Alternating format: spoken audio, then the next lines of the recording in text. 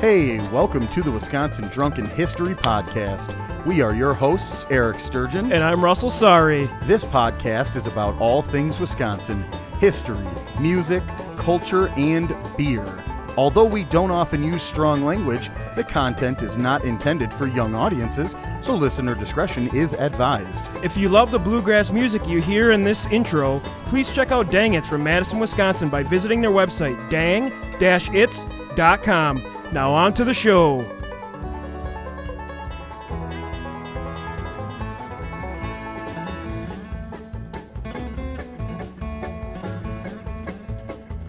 Hey everyone, and welcome back to another episode of Wisconsin Drunken History Podcast, your weekly dose of the Dairy State. We are your hosts, as always, Eric Sturgeon. And I'm Russ Sari. Today we are learning about the famous sausage known as the Cadillac of sausage makers. That's right, today we are referring to the Usinger's sausage and that story, the history behind it. As always, we also have great Wisconsin music from the Honeygoats, a delicious beer review, another edition of the infamous How Many Locos You At, and a special interview with Sprecher Brewery. Before we dive in, remember to like, subscribe, rate, and review wherever you listen. If you love the show and you wish to support our logo, go check out TeePublic and search Wisconsin Drunken History Podcast to see all of our available t-shirts, hoodies, onesies, masks, totes, mugs, and a ton of other products. I mean, there's a ton of stuff that you could put our logo on and support us wherever the hell you go. It's great. So without any further ado, here is our episode about Usinger's sausage in Milwaukee. So at the age of 19, a German immigrant named Frederick Usinger arrived in the U.S. In the late 1870s, after earning a craft sausage-making Wurstmacher in Frankfurt, Germany. Due to the large population and thriving German culture, Usinger decided he would settle in the Milwaukee area. With a savings of $400 and a large number of recipes committed to memory from his German sausage roots, he settled near North 3rd Street, prospering and dominating German area. Today, it's actually still an old German area. In Milwaukee, it has Mader's, old German beer hall, Usinger's. Have you ever partied down there? Oh, absolutely. My birthday, actually, this year, so January 2020, we were down there in a snowstorm. It was my company's Christmas party, and we walked to Old World 3rd, and we hit up... I believe we just went to Brat House, but there's, like you said, Brat House, Mader's, all of those places. It's great. It's a great place. I had one of my, I think it was my 27th or 28th birthday party down there, and actually our graphic artist Stephanie was there, and we were playing Hammerschlagen with a lot of coworkers and stuff. It was a good time. We went on Hammerschlagen. And we went on this little boat thing where they had like beer samples and food and stuff down the river. It was pretty neat. That wasn't a boat, Russ. That was just you splashing around in a urinal. Me with floaty wings floating down the Milwaukee River. So he first began to work for a widow of an existing butcher shop named Mrs. Julia Gartner. And within a couple of years, Fred Usinger bought out the butcher shop and he married Mrs. Gardner's niece, Louise Lorenz. The couple would live above the current company headquarters of the store. In 1888, they changed the name of the company to the one we all know today, the Usinger's Sausage. The couple were both fully vested in the company and worked all day and night making sausages and completing orders. They sold directly from their store, but Fred also made handbasket deliveries to stores and saloons throughout the area. The biggest being the saloons, and were the key ingredient to the success story. During the time period, saloons would offer up a free lunch to attract businessmen from out of town, as well as noontime workers. It eventually became the staple of high-end establishments in the downtown Milwaukee area. Due to the quality and being the best and most skilled Wurstmacher, they soon grabbed attention as being the best sausage they ate and begged sausage makers to ship their products goods to other areas where they were located. The company expanded throughout Milwaukee and surrounding Wisconsin areas, but began accounts as far away as New York. Usinger was said to work 14-hour days, 7 days a week, alongside the workers he hired in the plants. With the lack of refrigeration during this time period, they could only actually produce sausage in the winter months. But during the summer, he would work on his farm and with his employees, where they kept them busy planting trees and assisting him with farm work.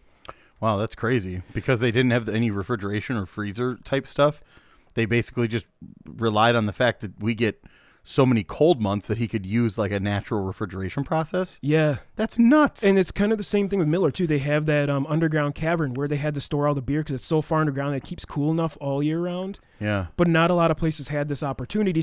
So some brew makers could only make beer in the winter months, like lagers. And I'll be honest, I'll bet you, too, that once refrigerate, like a more modern version of what refrigeration is, once that was available, it was probably expensive as hell, too. Oh, yeah. So a lot of these companies who were local and stuff, they probably couldn't afford to do that. I remember hearing a story about Coors, the banquet beer brewed in Golden, Colorado, and how they couldn't ship east of the Mississippi because the refrigeration lines didn't exist. The freight lines that had refrigerated cars, they couldn't ship this far out, and because they were afraid of their product not going bad, but basically losing its quality. And they didn't want to do that. They didn't want to risk that. So therefore, the distribution of their product was restrained because of the lack of refrigerated rail cars. Yeah, and actually Miller was lucky because they have that Plank Road cave. So like they could store a lot of stuff and pretty much brew all year round, but not all breweries had that luxury. It was a pretty weird time without refrigeration. Awesome. That's cool. In 1906, due to the success and nationwide sales, Usingers expanded the company into a 4-story addition next to the original plant that served as production, as well as the headquarters of the company. It was one of the first sausage makers in the country to get approval from the federal inspections. The company would continue a slow rise and still kept majority of distribution in the Milwaukee area. They adapted some marketing of the Elves, which we all know and see today, like the one me and Eric actually saw on my birthday, who was getting grinded on by some ladies of the evening. Oh, yeah, baby. Dude, they were rubbing on that thing. That elf stank the next day. Yeah, shout out to the Bavarian Beer House for, I don't know, providing a great time for that Usinger's elf. Yeah, he had a great time. Usingers always shared with his staff and conducted quality control, which consisted of all of the taking of noon sausage breaks, and the company critiqued the product as there were about 100 types of sausages in the early years. So it's kind of cool that he actually sat down with his employees and shared sausage, and that's how they did quality control. Yeah, they did a nice little sausage party. Yeah, I mean, you can't beat a meat party. You can't beat a meat party. I really like what you did there. Yeah, I know. I thought you'd get that one. That was good. All the recipes brought back with Frederick from the old country. In 1930, Frederick Usinger passed, leaving his accumulated wealth and control of the company to his son, Frederick Usinger Jr. He continued using the same recipes and production methods and continued to success. The company grew larger and in 1930 became a unionized production, but was still a family-focused business, and the new quality control measures remained up until the early 80s. In World War II, meat had to be rationed for the war effort. So Usinger Jr. made the decision that he was not going to change any of the recipes, causing the product to become quite expensive and almost driving the company out of business. But they prevailed and never lost the quality. Unlike many of the other competitors, they did not have to use cheap alternatives to keep afloat. The loyal customers always came back, even as the prices rose, due to the great taste and output. After the war around 1945, the company continued to increase, and Frederick Usinger Jr. stepped down in 1953, allowing his son Frederick D. Usinger to step in. He had been working at the plant since he was 16 and even quit college as a sophomore to continue the family tradition. They began to modernize the plant and increased capacity 25% in the 10 years following the war, driving sales up about 40%, which is huge. I mean, that's massive. It's a big increase. They did have to downscale their production to 60 types of sausages, down from the 100 heirloom varieties in the beginning. And about half of the business in the 50s was out-of-state business, and the main consumer being delicatessens by express rail. Which is pretty cool. I mean, considering the time period, like now we're getting into the area like in the 50s where we're starting to get some refrigeration. You know, all these people are coming back, buying things. You know, you got the housewife at home going out to buy quality sausages. So it's just driving, you know, people have money to spend because of the war. Well, I was going to say, you know, I imagine that a quality-made sausage product like this, even in the 50s, was probably like... you know, a delicacy. It was a rare, more rare occurrence to have that on your plate versus just standard, you know, meat and potatoes kind of things, because, you know, cows are maybe a little bit different than you know, pork and whatever other varieties they use in here. But I think they're mostly pork sausages. But yeah. And you know, this is the next part I'm going to talk about is really impressive about the company because, you know, today we get flooded by marketing and commercials. And Usinger is one of those companies that never really had to use it to get their sales to go up. It was just all word of mouth and spread, like wildfire, which is pretty impressive for a company. They had damn good wieners. Yeah. People knew about their sausage. I mean, businessmen would come here all the time, and that's one thing they would request. Like, we want a Usinger sausage because we remember it the last time we were here, and then they'd bring some home with them. And now you could do refrigeration, so you could take it with you, so they could spread it, and causing people all over the world to be like, where is this great sausage being made? Yeah. So even without the use of marketing and advertising in the 60s, the company was still expanding just due to word of mouth and the high-quality products. In the mid-60s, due to the population moving away from the small mom-and-pop stores of the previous years and moving more towards the large grocery chains that we know today. To stay with the times, Usinger decided to start packaging, which allowed them to be on shelves all over the U.S. In the 70s, the growth would continue to grow from 5 million pounds in the early 60s to about 7.8 million pounds by the late 70s, which... It doesn't sound like a lot, but 2.8 million pounds of sausage is incredible amounts of meat. Well, and that's like I'm not great at math, but that's like a 200%, growth. That's crazy. That's absolutely insane. Yeah, and as always, they continue to produce highest quality products, and you're still using the original recipes, which never changed. And now that we're getting a little more out of Milwaukee distribution, and now 65% of the business is being spread throughout the United States, which is pretty neat. It's reaching New York. It's reaching the West Coast, California, Oregon, which is pretty incredible. We know those New Yorkers like their sausage. Oh, yeah. In 1980, they celebrated 100 years of being not only a family business, but keeping the entire process traditional. During this time, Frederick D. would semi-retire and pass it on to the next family member, Fritz, the fourth generation Usinger, to take over. Fritz decided to do some additional modernization of the company, as well as a 24,000-foot expansion in 1984. In 1988, he became the official president of the company, alongside his sister, Deborah, who currently serves as retail operation, and they are the only two current family members in the facility today. In the 1980s, the company faced some unusual issues with a militant terrorist group called the Militant African Underground, or MAMA, as it is known, where they said they injected rat poison into Usinger sausages. And that was in the 90s. Yes, and this was all due because the city of Milwaukee had to plans to change the Old World 3rd Street, which it is today, and they were going to change it to Martin Luther King Drive, which the company rejected as they did not want their roots destroyed. And this is like historic, This is where Milwaukee started. This is where the Germans, came from. Yeah. Well, and I would imagine, I mean, this area being known as the Old World 3rd is just as historic as the company itself. You have roots there that go beyond anything else. So changing even the street name, I mean, I could only imagine that could have maybe, I guess, some sort of negative, not just a negative outcome on the company itself. I'm not sure exactly to what extent, but maybe. Yeah, and I mean, I get it. Like me and Eric, we're both for like rights for everyone, like civil rights. Like we're pretty open people. Very. So I understand both sides, but at the same time, I'm glad they didn't change this, in my opinion. But right. Just my opinion. And I mean, we did name another area, Martin Luther King Drive. So exactly. So no one at the company had even heard about this until a reporter called to talk to Fritz, who, the company, they acted really cool. They immediately recalled all its products from its shelf, about 80,000 pounds, and was sent to the FDA for testing. Though the whole thing was discovered to be a large hoax, it did cause the company to lose $114,000 in sales right before the ever busy 4th of July weekend, plus all the FDA testing fees, which is a pretty big blow to a company that I'm sure they go way up around this time period. Well, that would be like the time that you're grilling and you're doing all your backyard stuff with sausages. That's like the staple item on a menu for, that 4th of July weekend.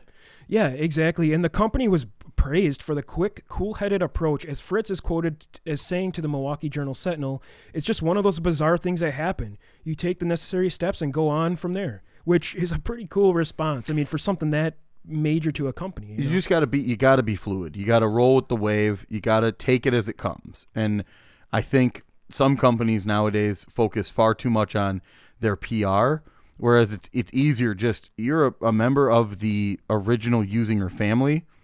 You can easily be cool about this. this is still, even though it's a large company, it's still a family-oriented, family-based kind of operation. Exactly. And another thing in the 90s that they established the mail order business and also became certified Angus beef for some of its products, which is pretty impressive for this time as a new concept coming out. Yeah. And I mean, this just to add to their quality. I mean, they have always continued great success, even today, and were featured in the 2002 Winter Games in Salt Lake City, Utah, as the official supplier of Olympic Wieners. I would have assumed that was France, that they supplied all the wieners to the Olympics. They were chosen as the best hot dog in the U.S. as they sent close to 500,000 dogs, which were eaten in the first 5 days of the 17-day games. Wow, that's actually people really cool. loved them. Yeah, people loved them that much that they just got devoured. Yeah, it's pretty cool. They ended up shipping another 200,000 hot dogs within the week. They also sent hot dogs to the Sydney Games as well in 2000. They are just a Milwaukee staple and must try for anyone who's really willing to splurge for a higher quality meat sausage product. And I when I have the extra money, so let's say I have people over, like a lot of people, I'm not going to get Usingers because it's a little pricier. I'm going to go with the Johnsonville where you get a huge pack, Yeah. and you can feed like all your friends that come over. Mm-hmm. But if it's just me and Rachel and we're just sitting there eating, I'm going to get a higher quality sausage. Now, and I'll give you a little bit of insight into my my wiener choices. Back when I lived in Milwaukee, I lived on 2nd Street in the right underneath the Allen Bradley building in an area that they call Walker's Point, and right down the street was the Usingers sort of like not plant but like something like that. It's an operations place more so than it is a retail place, but they do have this great retail section in there that just seems sort of like relatively unknown. Now I'm sure everybody in Milwaukee knows about it, but but out of Milwaukeeers probably don't know right. about, And for me, this was my first year in Milwaukee. My roommates and I would go to the Usingers little warehouse thing and buy meat all the time, and I would get the big packages of like the snack sticks and the beef sticks. Oh, those are so good. Those are the best. Now that I don't live as close to that facility, I'll admit, my sausage of choice is mostly Clements. And when I do see Usingers available, I purchase it. A lot of times all I see is the Usingers liverwurst or Braunschweiger. And I eat that all. I mean, I am a huge supporter of these different products, and I really do enjoy Braunschweiger. If you haven't had a Braunschweiger sandwich with just a piece of normal cheese on the, it's amazing. You don't have to fry it up or anything. Just cut it off. And I know it's a kind of a weird meat. A lot of people don't enjoy it. It's kind of a weird processed sort of loose feeling sausage. But it's a great product. Yeah, one of my favorite is I love the bratwurst that they have, and what I like to do is add kraut and mustard to it. It's like my favorite. Usingers bratwurst with kraut and mustard is like one of the best things you'll ever eat. I agree, and honestly, one of the things that I take away from my childhood is making sure that you boil your kraut with a little bit of brown sugar in there as well. Oh yeah, take the edge off a little. Just bit take a little bit of the bite off. Yeah. Otherwise, it's just a little, and I don't mind it being a little bitey. In fact, when I eat it on a Reuben, I like it to be bitey because I think all the other things on that sandwich can tend to be a little too sweet. With the Thousand Island, bitey is better on that. Yeah, that nip. And one kraut that you should try if you're into that is they have a sriracha sauerkraut right now. Never heard of it. Yeah, it adds a little spice and a little bit more flavor to it, and it takes that edge off the kraut, that sour edge a little bit. Yeah. So it adds some heat to it. It's and really good. And sriracha it has that little bit of a sweeter note. Yeah. It's not a super heat, but it does have that little bit of a sweeter note to that hot sauce, which is nice. And then you add that in. I'm sure it actually does. It takes off that bite. But that's going to conclude our main story for today, and now on to the music segment. All right, so the Wisconsin music segment today is a very special band. This is the Honeygoats. They are a Wisconsin-based bluegrass outfit that is absolutely phenomenal, great musicians. We reached out to them, told them that we've been fans for years. We've gone and seen them a couple times personally, so We were very interested to see, if and when they were going to record the stuff, because we couldn't find any of it out there other than some live performances on YouTube. And they said that, hey, we're actually almost done finishing this album that, we recorded, the 7 years in 3 days. And so they actually shipped us a copy. And as soon as we got it, we were just enthralled. I mean, it was absolutely amazing. I love the product. Their music is so good. In particular, we chose the song Hummingbird to feature, but it again was really, really tough. It's like deciding which one of your kids is your favorite. Just very difficult. And we went with Hummingbird. It's an absolutely fantastic song. I honestly encourage all of you to either reach out to them via Facebook or something like that. Try to find out what events they have on their Facebook page. If they're doing some live streaming stuff on the internet, definitely listen to it. It's very good. If and when we get back to some normal concert-going events, please make it a must. Enjoy some wine, some beer, some spirits. Listen to their absolutely awesome songs. The Honeygoats are phenomenal. So without further ado, this is the Honeygoats, Hummingbird.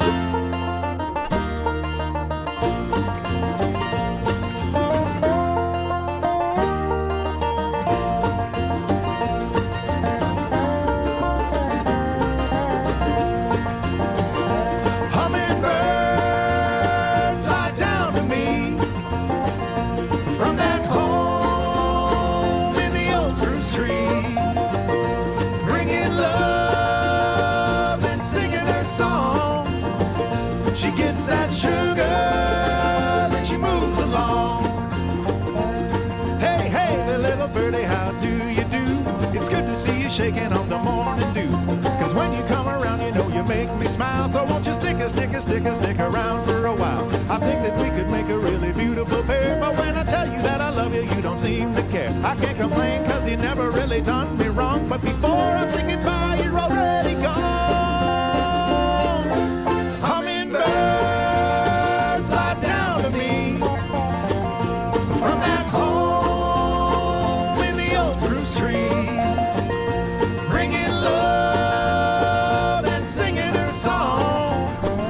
She gets that sugar, then she moves along.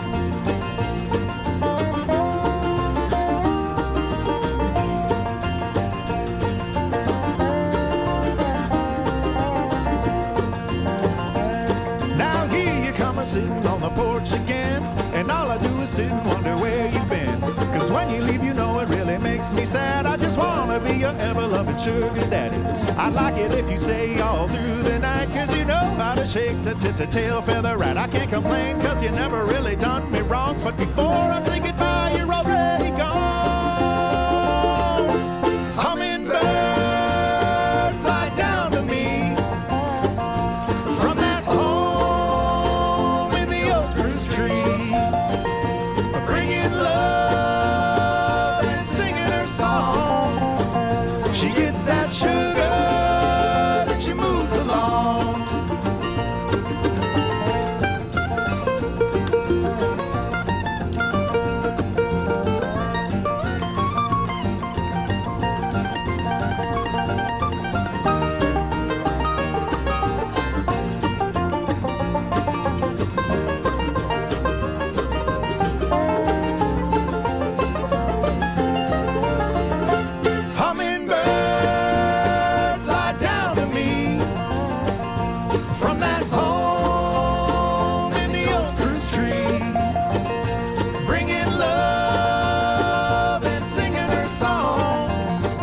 She gets that sugar, then she moves along.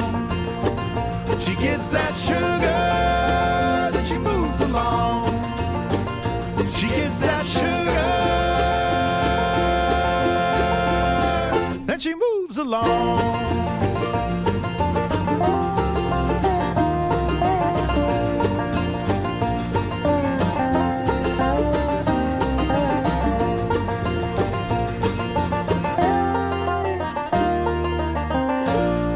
All right, again, that was the Honeygoats with the song Hummingbird, please go check out their album that they just finished recording. That's 7 years and 3 days. That is on Spotify, on iTunes. I'm sure there's other places to find it as well. Great stuff. Just another top-notch bluegrass from Wisconsin. Oh, fucking so good. I absolutely love their music. So, on to our beer review segment. Yeah. Tasty. Today we have a really unique one from Three Sheeps Brewing in Sheboygan, Wisconsin. Today we're talking about Pool Party, which is a lemon ale, which is an actual ale with lemon puree infused in it. It's a 4.8% ABV. It's one you could drink. It's a great, it's wintertime now, but it's a great like summer feel to it, and I love it. To me, it's better than like Summer Shandy. Oh yeah, it's along the same lines. It's kind of in the same church, but maybe a slightly different pew, and it's a phenomenal beer. Yeah, it's really unique, and I really recommend somebody who's willing to experiment with a new beer to try this.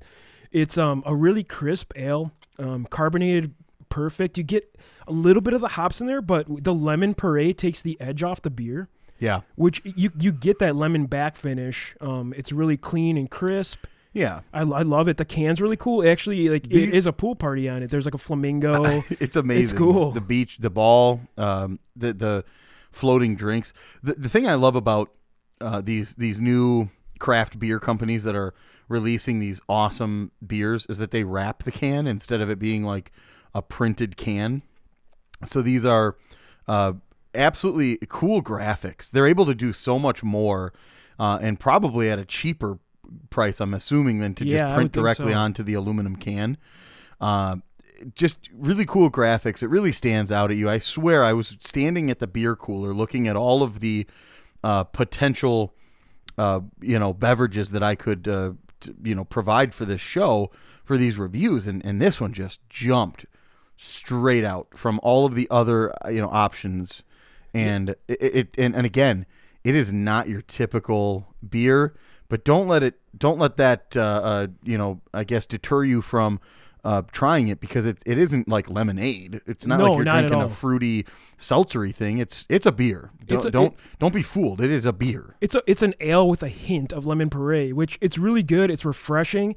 And today is 12/20 when this episode is released, so it's a little cold here, and it's like a nice taste of the summer, which is nice. This will be a perfect one to enjoy in a hot tub. If you have a hot tub, for sure. Whether that's an indoor hot tub or a outdoor hot tub, I would say this is a perfect one to enjoy while you're basking in the heat, also in the cold. Or if you go for those shower beers like I do, you got to have a shower beer. This one's a great shower beer. It is a phenomenal tasting product. I would say if you can, go to your local Woodman's. I know that you say them because they do have a large variety of beers. Yeah, and it's kind of close to home. Yep. Whatever liquor store. Total Wine. If they carry Three Sheeps, grab it. I mean, even if you're out of state, I don't know how far the distribution is for Three Sheeps, but if you see this one, please grab it. It's really unique. It's a different flavor than you're used to. If you're willing to go out and try something new, like I say before, we're in the cheap beers. We're in the all beer. Oh yeah. We're not picky. We're not beer snobs. I've been digging Heineken lately, and I also grabbed a case of Rolling Rock not that long ago. I mean, I drink the whole variety. I mean, beer's beer to me. Like, it's good. The only one I've never been a fan of is Budweiser. The Bud Diesel, the original Bud. Yeah, I'm not a huge fan of Bud. Either. Like any of the Bud products, I'm not a huge fan of. But I'll go for Busch Light, Coors, Miller. Busch Light's a Bud product. Yeah, but see, that's, to me, it's a little bit different because it enters that light. And it's and I'm talking about Budweiser and Bud Light, like the original lager and the Bud Light. I've never been a fan of the taste. Hey, you know what? My in-laws typically have Bud Light is kind of like their staple. That's kind of their go-to. I like it. I think it's the rice flavor I don't like. And it's to each their own, you know. It honestly does. It tapers the hangover a little bit, though. Does it? I will admit that. It makes it a little bit more tolerable than a normal like wheat and. I mean, if that's all I have at a party, I'm going to drink it though. I'm not going to say no. It's a beer. I mean, Yeah, I would definitely agree with you. But Three Sheeps Pool Party, Absolutely phenomenal brew. Check it out. All right, now we have another edition of How Many Locos You At? Yeah, Eric, can you give us a little background on this one? It's an interesting one. Yeah, so the acting sheriff at the time that this happened in Milwaukee County ordered an aggressive operating while intoxicated, that's OWI by drugs or alcohol, initiative to rid the Milwaukee County freeway system of intoxicated drivers. So at the time, that past weekend of the Operation Drive Sober initiative was from Friday to that Monday, and it resulted in a massive arrest of 14 drivers where the average PBT was 0.15, which is almost double the legal limit. So one repeat offender was arrested for OWI 4th after a hit and run on Saturday. That was March 3rd of this year. At about 10 p.m., it was on I-43 going southbound near West North Avenue. The driver of the vehicle that was hit followed the striking vehicle to a residence on West Hawley Road. A deputy responded and arrested the individual, 33. He's from Milton, Wisconsin, for OWI 4th offense. His prior convictions were November 2005, July 2007, and September 2008. So kind of spot on with his convictions here. Very, very late in his life, it seems that he's, or no, not even late. He's a younger guy. So crazy that he, mounted this many before he's 33. If convicted of this Class H felony, he faces up to 6 years in prison. Crazy. We also had a first-time drunk driver crashed his truck into a marked squad car. Russ, this is crazy. Yeah. So at the scene of the crash on of I-43 northbound near Brown Street, this individual, he's 26. Oof. Just really got into his drinking phase, right? He is actually from Townsend, Tennessee. He struck an unoccupied squad with his pickup truck, causing his truck to flip over onto its roof. He was evaluated by the Milwaukee Fire Department and first responders right on the scene, and they did not. He didn't complain of any injuries. The Marquette University Police Department is also investigating the crash, since that's also near their jurisdiction as well. So this is our first case of double so locos. This article really focuses in on this 33-year-old and this 26-year-old. Which is that initiative that they had. So right. they're trying to crack down on drunk driving. So the first one, let's break it down. 33-year-old, 4-time veteran. Yeah. He can handle some alcohol. He has some high ABV. So they said the average was 0.15. So he could have been over or under. So that's a lot of brews. Yeah. So, the first one, the repeat offender, they're saying 0.15 is an average, right? And also he's from Milton. Okay. So I want to take that into a consideration because of where the Four Locos is brewed near La Crosse, Wisconsin. Milton, although it's not super close, it's close. Yeah, I mean, it's just north of Janesville there, Milton, Wisconsin is. Yeah. But yeah, I think this guy, so the first one, I think he's at a 8 to 12 loco, 2 or 3 cans. I don't know for sure. I was thinking 3 cans for sure, so 12. So we'll go 12 loco on this first guy. The second guy, the first time offender, he's 26. So he's only been in the drinking game for about 5 years. It's first time. Legally. Yeah, he hit a cop car. But also he's from Tennessee. He's from Tennessee, which the drinking culture down there, I don't know if it's as crazy as it is here. Only if you're in Nashville. Nashville has a drinking scene? Nashville is basically like that's the party capital. It recently took over for bachelor and bachelorette parties. And nothing against our Tennessee brethren, but Townsend, I've never heard of it, so I'm guessing it's in the rurals, kind of in the middle of nowhere. Yeah, and they're probably sticking to whiskey. Yeah, they're that's the more southern whiskey. They're by Kentucky. They got the moonshiners out there. You and I both know police vehicles, squad cars of all types, generally do have some sort of reflective paint. Right. For their logos and their writing and stuff. So I'm like a little bit concerned that this person is very deep in the bag. I believe he is the the one who's north of the average. So, I mean, he's coming from Tennessee, so he's probably visiting a girlfriend, family, or something. He might even be in school here. Yeah, maybe that's what, He might go to UWM. He's here 26, in Milwaukee. so maybe it's a little out of the college range, but maybe. He could. Yeah, he still could be. I mean, he could be. Or maybe going he for lived. Maybe he lived here because he was in school and he never left, and they just list him from there because technically, I guess you're from wherever you came from until you've made this your permanent residence, and maybe even at 26, he's probably still living in like a, dumpy apartment or a house that he rents with like 6 other guys. At 26, you're still doing some dumb stuff, so this guy Very, might be a little higher. I think the first one's a 12. Yeah, I think this one might be a 16. I think he's one can above. I don't. And he's not a rookie. He's not a veteran. I mean, he's a rookie. Yeah, So. I don't love the fact that he hit a squad car, and at the rate that you're going speed wise, we realize that the result of the crash was that he flipped his truck and he's now on the roof. So he's got this thing completely flipped 180. Oh, wow. He's sitting on the roof of his truck. Wheels are up in the air. I think that is the most telling evidence of all, that he must have been going pretty damn quick, and he hit it. To me, you got to hit it like on one of the ends of the, I just feel like this is a pretty bad thing. So I'm leaning again on this one personally, probably towards the 2.5 can to 3 can. Okay. Somewhere in that 10 to maybe like 10. So you think we got a double 12er? I think so. Okay. We might have a case of 2 12s. There is a little a thing in here, so you might be right. It says Marquette University Police Department are investigating, so he might have been a Marquette student. You never know. Going out with his friends, partying, Exactly. And it's just a shame, with Uber in Milwaukee and like all the taxi services. I was just gonna say probably even just the taxis alone, like Ubers. There's a little bit of thought going into that. You got to go to the app, go to Uber or Lyft or whatever, and then flag them down and all that. But the taxis, it's just like, a lot of them sit outside of bars and restaurants and stuff just to be able to catch those individuals that need a ride. Yeah, and I mean, you're going to get a ticket because it's Milwaukee, right? So you're going to get a $50 ticket or whatever it is for parking. But it's better than your car insurance going up because you hit a cop car. Your insurance is going to skyrocket now. You're going to pay for your first offense in Wisconsin is a big deal now. It's like $1,000. You need a lawyer. I would say anywhere from $1,000 to $1,200 minimum for that first.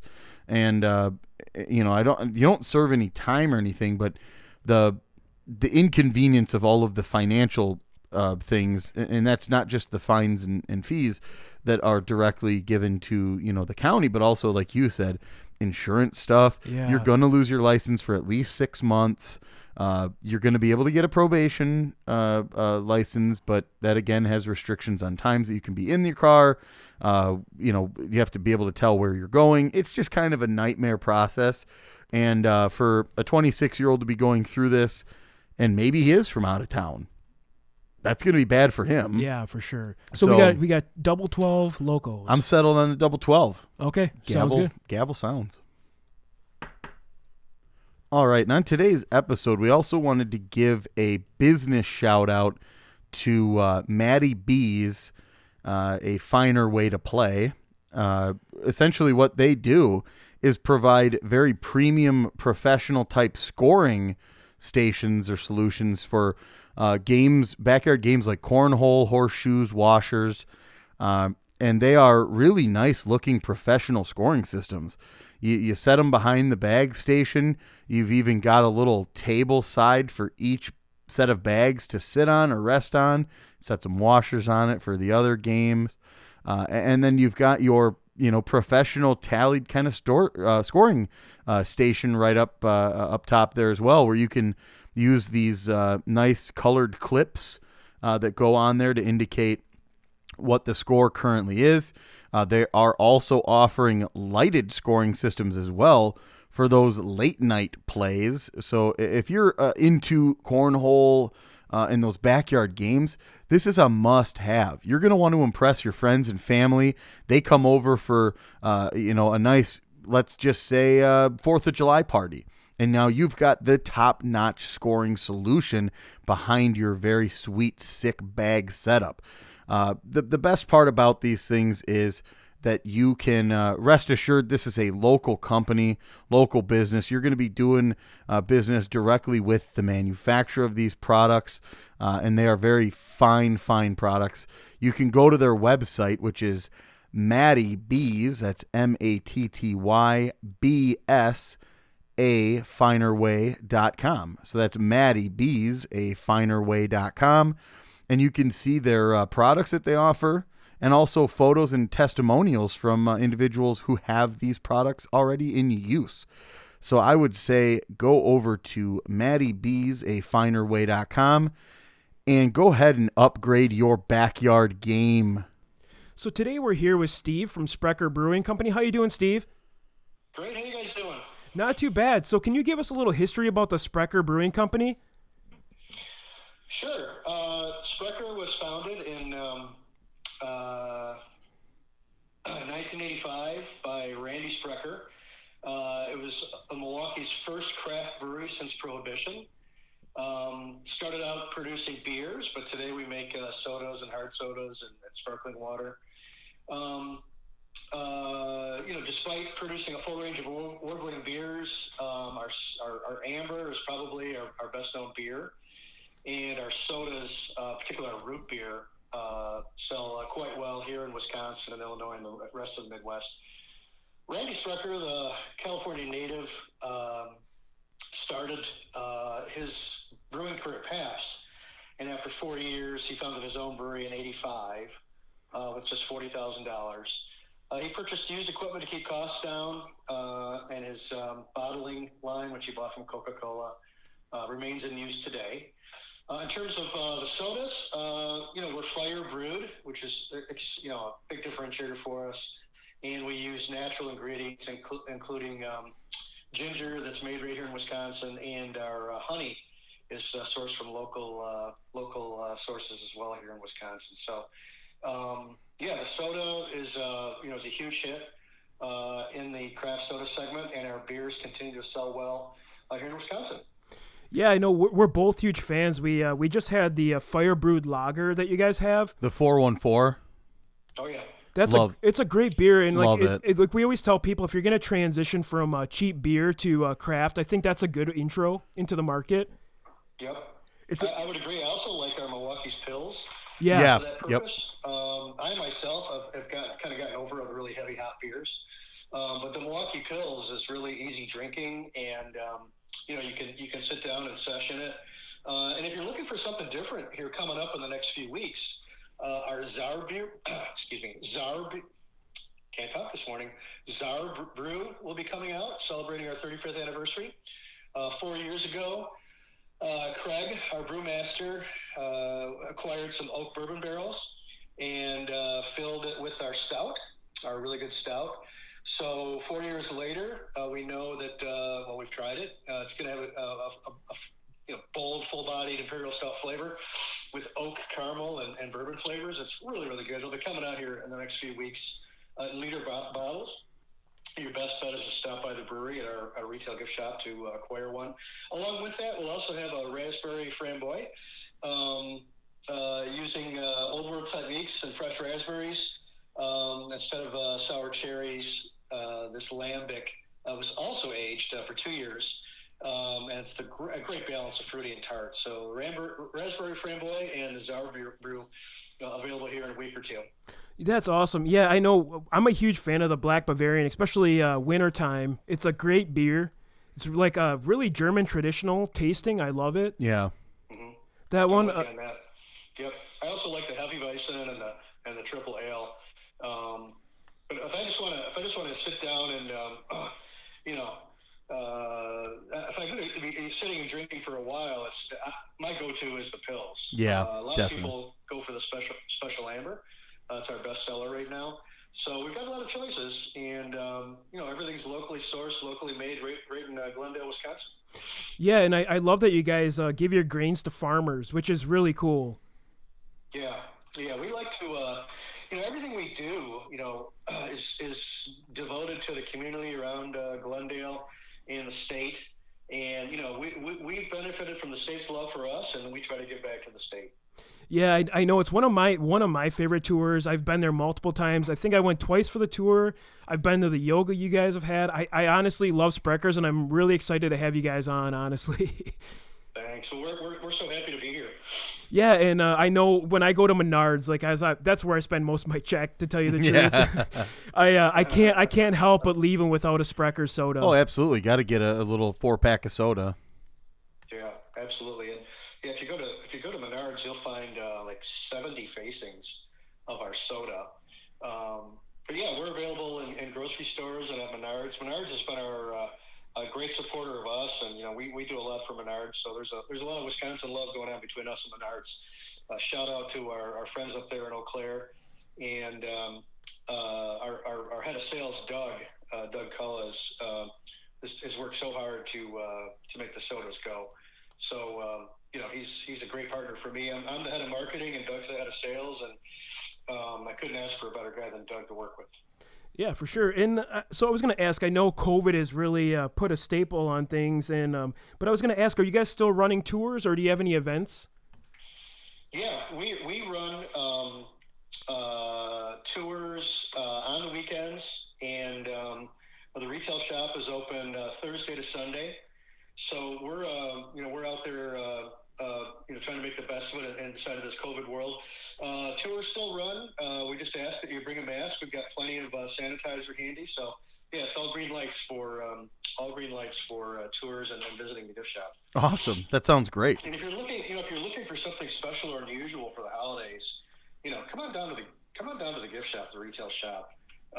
It's really a fun spot, and Lori, who runs it, she's been there a long time, her and her staff, and we've had to cut back hours a little bit. We're not open Mondays or Tuesdays in the gift shop. So I may have misspoken. Wednesday to Sunday for the gift shop. Noon to 8, except for Sunday when it's 11 to 4. Got it. Awesome. Perfect. Okay, so before we let you go, we have our segment we ask every guest. It's the How Wisconsin Are You segment. Are you ready? Oh, sure. Do I have to give just one answer, or can I give multiple answers? Oh, hey, the more detailed or how many, whatever you want to give is great. Okay. All right. So first, we got some questions we'll ask you first, and then if you want to explain a little bit too about how Wisconsin you are. Sure. So the first one is, have you ever eaten a squeaky cheese curd? Oh, absolutely. My kids got me hooked on them. And I'll eat them whether they're squeaky or not. But cheese is a part of my life, man. Absolutely. Totally agree. Have you ever tailgated at a Packers, Brewers, or a Badgers game? So this past January 20th, I was fortunately invited to go to the Packers playoff game at Lambeau in 15-degree weather. Tailgated and sat in the end zone with some buddies, and my son, who remains a Packer fan, drove over from Minneapolis with his father-in-law, who lives in Eau Claire. So we all hung out together, had a great time. I got to hook up with family and friends, my son's father-in-law, and so on. So we had a wonderful time. Yeah. Packers games outdoors. I've done Badger games outdoors. What else? Admirals games. I'm a huge Summerfest fan. Yeah. As well as live music. So yeah, I'm not a Wisconsin native, but it's my home now. I've been here since 1990. Awesome. Yeah. All right. So have you ever hit a deer? Not in the state of Wisconsin. I did run over a deer when I lived in Michigan. It was already down, and it made a mess of the bottom of my Volkswagen Jetta GLI. Oh man. But yeah, I hit one. It was already down, and I felt terrible. Have you ever had a true muddled old fashioned, and do you prefer yours sweet or sour? I'm a sour guy. I got to tell you, I'm not a big old fashioned drinker. I really like the straight whiskey, from Scotland or Japan. But when I have them, I like them sour. Yeah, same here. Have you ever milked a cow? You mean like in earnest, like for real, or yeah, just like as a part of visiting a farm? Yeah, I've done the latter, but I've never milked a cow in anger. Yeah, right. Hey, yeah. It's still a pass. That's still a passing grade in my opinion. All right. I wrestled a sturgeon in Lake Winnebago. You'd be happy to know. Hey. Wow. Did the Sturgeon win? No, the Sturgeon got away, man. He was a slippery dude. Yeah, there you go. All right, so this is a controversial question in the state of Wisconsin. What do you consider to be up north Wisconsin? Up north there? You got a hay there? Yeah. Yeah, there. A couple of shells, put them on their side to each, up north. Oh, see, I'm from Michigan, so up north there means Traverse City and north. I don't know, anything north of Eau Claire? Yeah, that's a pretty good answer, actually. I'll accept. It's better than my answer. I used to say anything north of the Dells. Yeah, I was really giving it away. Being in the South, it's kind of how it is, though. Yeah. Yeah. I mean, growing up in Michigan, up north is, where I live in Kalamazoo, Michigan, straight across the lake. Yeah. South a little bit, and then when you're over on that side of the lake and you go north, you can drive for like 10, 11 hours and not leave the state of Michigan. Yeah. Because of the UP. So up north of Michigan is another sort of subjective thing. As a high schooler playing hockey, we went up to a tournament one time, and in an unheated van in like late December, early January. Oh my God! Talk about cold. That's rough. Steve, have you ever been to Sault Ste. Marie? They're up in the UP there, guy. Oh yeah, we played another tournament there. In fact, when was it? So this would have been the late '79. We played a tournament up there in front of 10,000 people, biggest crowd I ever played in front of. And I got voted second star of the game for one of our tournament games. I was pretty pleased with going up against those farm boys from the UP there. Holy cripes, there, guy! Tough kids, they all had facial hair and whiskers. Yeah. Here I was. I was actually not officially on the team yet. I hadn't entered the high school, but the coach snuck me on for the tournament. So, had you ever gotten into any hockey fights? Have you thrown fisticuffs? So my father-in-law will disagree with me vehemently, but I don't think fighting's part of the game. Yeah. I was the leading scorer for our high school team in Kalamazoo, Michigan, my senior year. So I was the target of a lot of sticks and fists and whatnot. I like to retaliate by winning. Yeah. For that's sure. The best medicine to give them. Put the puck in the net, shut them right up. Yeah, but we were joking about how UP kids are like born with a beard, flannel, and Stormy Cromer hats. Yeah. Oh yeah.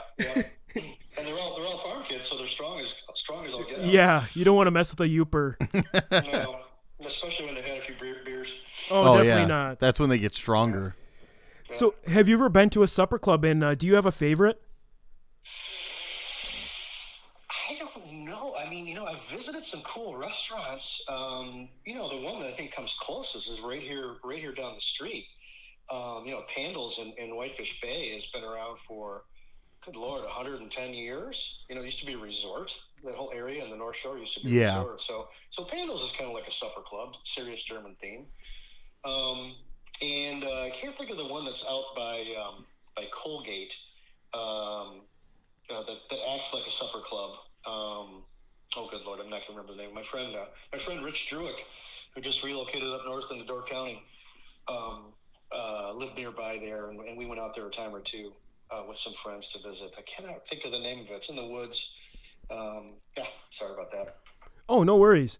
Yeah, there's a couple in that area. I know I've been to Johnny Manhattan's, and I've been to like the Copper Dock. Those ones are two of my favorites in that area, sort of. Yeah, Johnny Manhattan's is not the one I'm thinking. I've been there, but that's not the one I'm thinking of. This one's more in a woodsy spot. Yeah, there is one that has like the whole driveway is like this wooded area. You don't even know if you're in the right area. Exactly, right. I drive through an acre of woods. It's tucked back. Yeah. I'll be darned if I can think of the name of it. I know. Is it Fox and Hounds? Because that's the one I was just thinking of. It's in Hubertus, and it's like I said, the driveway is just the longest thing, and it seems like you're just driving up to someone's. That sounds right. And then the inside is like they've got like 7 wood burning fireplaces and everything in there. It's amazing. Cool. I think that is the place. Other things that make me a true Wisconsinite. I've led marketing for Leinenkugel's at one time. There you go. Miller Brewing Company. I led the marketing for Milwaukee's Best. When I worked for Stroh's, I worked on the old Milwaukee brand. and now Sprecher. So beer's been in my blood since I was a little kid. I collected beer cans when that was a hobby for kids in the 70s. Cool. I danced with Bo Black at Summerfest. Rode a Harley in the Harley Davidson 100th anniversary parade. The one that didn't take place in Wisconsin, but I'll lay claim to it, is when I took my son on spring break to New York City some years back when he was a junior in high school. We went and saw Les Paul play live at the Jazz Iridium Club in New York City when he did his Monday night gig before he passed. Yeah, that's you've kind of hit on some of the most Wisconsin things you can do. Right. Yeah. And obviously, and worked for most of the best Wisconsin companies there are. Well, wherever I go, whatever I do, I always give a shout out. Tell people how much Milwaukee is the greatest, best kept secret in the Midwest. Yeah. We've got a great music scene. We've got a great restaurant scene. We have a theater scene here that's among the top 5 in the country. You can get anywhere in 20 minutes. It's just a great place to live. And one of the jobs I had, I traveled the world, for the better part of 8 years. And, I got to see Europe, some of South America, some of Asia, Mexico. And when I came home, I'm like, you know what? I am so glad I live here, because anything you want to do, it's close by. The music scene here with Summerfest and the Pabst and Turner, it's the best. We don't have people don't know this, and our population isn't growing like some of the coastal cities. But I think as people figure out, that they want some peace in their lives, and they want a reasonable cost of living, and commuting, telecommuting, working remote becomes even more commonplace. I think we're going to see people coming here to enjoy all the great things that Milwaukee has to offer. I'm a massive fan of this place. Yeah, I couldn't agree more. All right, I got 2 more questions for you before we let you go today. For beer brats, is there a Sprecher beer you recommend us checking out to try? Well, I would go with the amber myself. Yeah. It goes down easy. That sweet amber taste offsets some of the spicy of the brats. Awesome. Yeah, it stinks because you hate to waste a craft beer, but you want to get that different flavor brat. Just want to try it out, Right. Mm-hmm. Yeah, I think the sweetness, the maltiness of the amber does a nice job of balancing, countering the typical spiciness of a brat. Yeah. All right, we got one more question before we let you go. Besides Sprecher, which is an awesome tour, by the way, is there another brewery tour, brew pub, or a place you recommend someone visit? Yeah, well, I've been on the Lakefront Brewery tour, and I like that one. They do a nice job. Now, it's been a long time since I've been on it, but I really enjoyed it. They do a nice job. The one I've taken a bunch of times because I'm a spirits fan is down there at Great Lakes Distillery.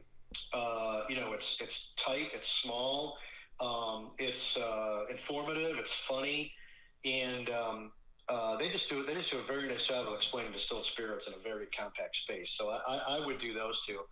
I'm a little biased. I like the spirits. So yeah.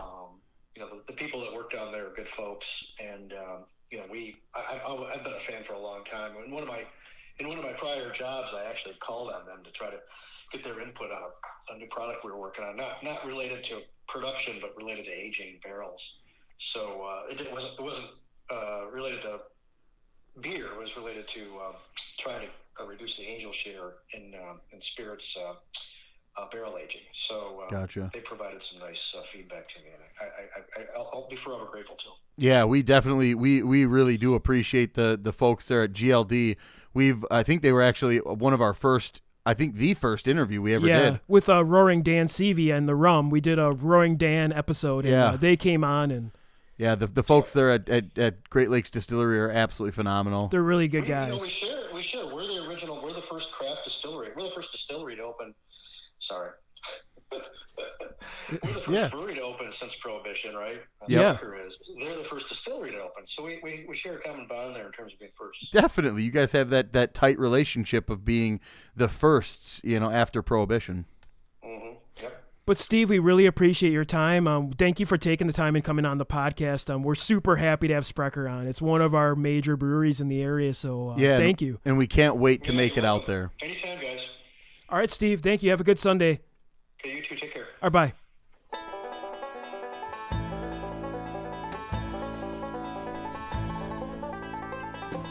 All right, that concludes this episode of Wisconsin Drunken History Podcast. If you enjoyed this vulgar display of Wisconsin, please like and subscribe on whatever streaming platform you prefer. And remember to hit the bell on YouTube to be notified when we release new content. Also, if you have any suggestions or ideas for future episodes, please send us an email at widrunkenhistory@gmail.com or head over to our Facebook and Instagram pages. Thanks again for listening, and remember, as always, watch out for deer on your way home.